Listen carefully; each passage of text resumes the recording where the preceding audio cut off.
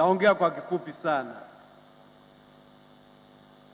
Awali ya yote, ninamshukuru Mungu kwa uwepo wenu.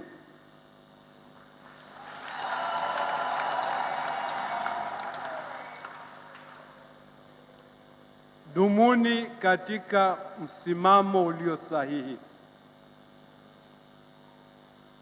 Jambo la pili, nawapongeza kwa utamaduni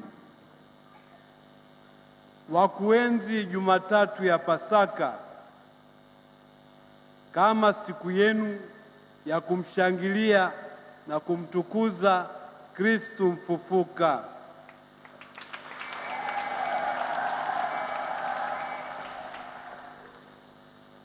Jambo la tatu, asanteni kwa ukarimu wenu. Asanteni kwa kunishika mkono. Mungu awarudishie mara mia.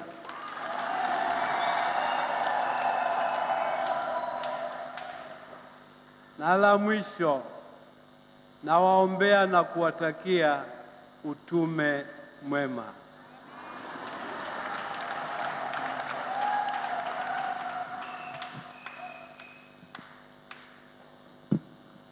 To